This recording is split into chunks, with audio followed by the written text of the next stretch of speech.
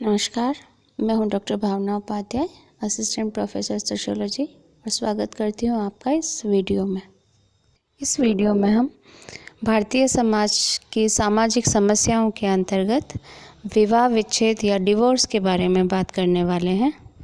तलाक या विवाह विच्छेद हिंदू समाज में विवाह से संबंधित समस्याओं में एक सबसे बड़ी समस्या बनती जा रही है। जब पति पत्नी का वैवाहिक जीवन असामंजस्यपूर्ण हो जाता है और दोनों के संबंध असामान्य और तनावग्रस्त हो जाते हैं, तो ऐसी स्थिति में पति पत्नी के विवाह संबंधों को सामाजिक एवं कानूनी रूप से समाप्त कर देना विवाह विच्छेद कहलाता है।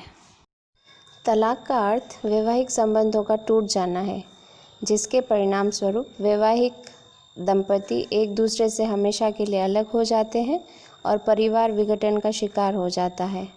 तलाक को कानूनी रूप देने के लिए विशेष विवाह अधिनियम 1954 तथा हिंदू विवाह अधिनियम 1955 में प्रावधान किया गया है। हिंदू विवाह अधिनियम 1955 हिंदुओं के साथ सिख, ईसाई, बौद्ध, जैन और पारसियों पर भी समान रूप से लागू होता है। हिंदू विवाह अधिनियम 1955 में तलाक और न्यायिक पृथक्करण दोनों को अलग अलग रखा गया है। न्यायिक पृथक्करण में एक निश्चित समय सीमा यानी 1 वर्ष तक पति एवं पत्नी को अलग रहने की आज्ञा दी जाती है। यदि दोनों अलग रहने पर मतभेद को भुलाकर फिर से साथ रहना चाहते हैं, तो वैवाहिक संबंधों की पुनर्स्थापना की जा सकती है। जबकि तलाक में दोनों पक्षों की दलील सुनने के बाद न्यायालय द्वारा कानूनी रूप से विवाह संबंधों को समाप्त कर दिया जाता है।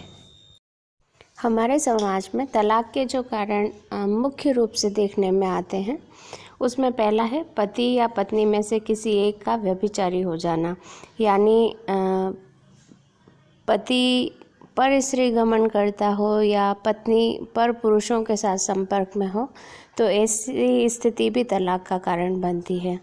उसके अलावा बेमेल विवाह अगर हो जाता है तो उस स्थिति में भी पति पत्नी में सामंजस्य नहीं रह पाता, जिसकी वजह से यह एक तलाक का कारण बनता है। इसके अलावा गलत जानकारी देकर या किसी प्रकार का दबाव डालकर यदि यह विवाह संबंध स्थापित किया जाता है, तो यह कारण भी तलाक का कारण बन सकता है।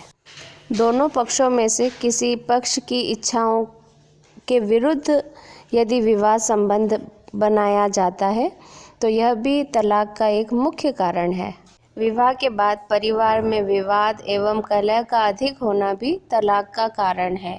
इस प्रकार ये कुछ मुख्य कारण हैं जो कि भारत में तलाक के लिए मुख्य रूप से उत्तरदायी हैं। हिंदू समाज में लोग आज भी विवाह विच्छेद को भारतीय समाज की परंपरा के विपरीत मानते हैं और वे विवाह विच्छेद को अनुचित ठहराते हुए उसके विपक्ष में कुछ तर्क देते हैं, जैसे कि हिंदू विवाह एक धार्मिक संस्कार है और इसे जन्म जन्मांतर का साथ माना जाता है, जिसे तोड़ना एक जघन्य अपराध है।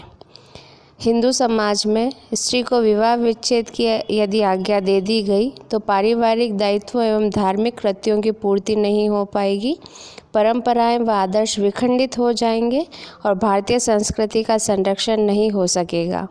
अंतर्विवाह और विवाह के बंधनों में शिथिलता आ जाएगी और इस प्रकार भारतीय संस्कृति और परंपरा में भी प्रतिकूल प्रभाव पड़ेगा। तलाक के बाद परिणाम यह होगा कि इससे परिवारों का संगठन बिखर जाएगा और पति पत्नी के पारस्परिक विश्वास प्रेम में दरार पड़ जाएगी, क्योंकि उनकी धारणा पति परमेश्वर की नहीं रहकर एक समझौते तक सीमित रह जाएगी। थोड़े से मनमुटाव की स्थिति उत्पन्न होने पर वे कभी भी पति को छोड़ सकती हैं और पति भी पर स्त्री की ओर आकृष्ट होने पर उस पर अत्याचार कर सकता है। इस प्रकार पारिवारिक विघटन की प्रक्रिया में तेजी आएगी, इसलिए विवाह विच्छेद पारिवारिक सुदृढ़ता के लिए हानिकारक है। विवाह विच्छेद के विपक्ष में एक तर्क यह भी दिया जाता है कि इससे बच्चों के पालन पोषण पर प्रतिकूल प्रभाव पड़ेगा। विवाह विच्छेद के बाद पिता बच्चों के पालन पोषण का भार अपने ऊपर नहीं लेना चाहेगा। यदि बच्चे मां के पास रहेंगे तो आर्थिक कठिनाइयों के कारण उनकी शिक्षा समुचित नहीं हो सकेगी। इससे बच्चों का व्यक्तित्व सर्वांगीण रूप से विकसित नहीं हो सकेगा। बच्चों को उचित रूप से विकसित होने के लिए माता पिता दोनों का प्रेम और उनकी उपस्थिति आवश्यक है। इसलिए तलाक के बाद बच्चों के पालन पोषण की गंभीर समस्या उत्पन्न हो जाएगी। तलाक के विपक्ष में एक तर्क और जो दिया जाता है वह यह कि यह आर्थिक दृष्टि से अव्यावहारिक है, क्योंकि भारत जैसे पुरुष प्रधान समाज में अधिकतर स्त्रियां आर्थिक रूप से पुरुषों पर निर्भर हैं। ऐसे में तलाक के बाद उनके जीविकोपार्जन की व्यवस्था नहीं होने से अनैतिक कार्यों में संलिप्तता जैसी समस्याएं उत्पन्न होंगी। इसके अतिरिक्त कुछ समाजशास्त्री ऐसे भी हैं जो कि इस विवाह विच्छेद का समर्थन करते हैं और उसके समर्थन में तर्क देते हुए कहते हैं कि आज जब भारतीय समाज की परिस्थितियों में परिवर्तन आ रहा है, ऐसे में आवश्यक है कि स्त्रियों को भी सम्मान सहित जीवन जीने का अधिकार दिया जाए। इसके लिए विवाह विच्छेद को मान्यता देना जरूरी है, क्योंकि आज समानता का अधिकार है। ऐसी स्थिति में स्त्री पुरुष को सभी क्षेत्रों में समान अधिकार दिए गए हैं। सामाजिक, राजनीतिक और आर्थिक क्षेत्र में पुरुष स्त्रियों को समान रूप से भागीदारी है। इसलिए पारिवारिक जीवन में भी दोनों को समान अधिकार प्राप्त होना चाहिए। जब पुरुष स्त्री का त्याग करने का अधिकार रखता है तो उस स्थिति में यह भी होना चाहिए कि स्त्री भी असंतुष्ट होने पर पुरुष को त्याग करने का अधिकार रख सके। दूसरा यह कि विवाह विच्छेद का अधिकार मिलने पर भारतीय समाज में स्त्रियों की स्थिति सुधरेगी और पुरुष भी उसे परिवार में सम्मानजनक पद प्रदान करेगा, क्योंकि विवाह विच्छेद की स्थिति पत्नी के समान ही पति के लिए भी समान रूप से कष्टदायी होती है। इसके अलावा सुखी वैवाहिक जीवन जीने के लिए यह जरूरी है कि स्त्री और पुरुष दोनों को समान रूप से विवाह विच्छेद का अधिकार दिया जाए। औद्योगिकरण और शहरीकरण के कारण आज परिवार में पति पत्नी व उसकी संतानें ही रहती है, जिनमें पति पत्नी का मन मुटाव या पति का दुराचारी, चरित्रहीन या अत्याचारी होना केवल पति पत्नी के लिए नहीं बल्कि उनके बच्चों के जीवन को भी विघटित कर देता है। ऐसी स्थिति में वैवाहिक जीवन समाप्त करने का अधिकार स्त्रियों को भी दिया जाना चाहिए। विवाह विच्छेद को मान्यता मिल जाने पर परंपरागत जो वैवाहिक समस्याएं हैं उनसे भी मुक्ति मिलेगी, क्योंकि हिंदू समाज में विवाह से संबंधित बहुत सारी समस्याएं व्याप्त हैं, जिनमें विधवा विवाह निषेध, बेमेल विवाह, बाल विवाह, दहेज प्रथा जैसी समस्याएं स्त्री जाति के लिए अधिक कष्टदायी रहती हैं, क्योंकि हिंदू समाज में जो नियम बने हुए हैं वे पुरुषों को विशेष अधिकार देते हैं, जिनका सहारा लेकर पुरुष मनमाने तरीके से अपनी पत्नी पर अत्याचार करते हैं और वैवाहिक सुखों से उन्हें दूर रखते हैं।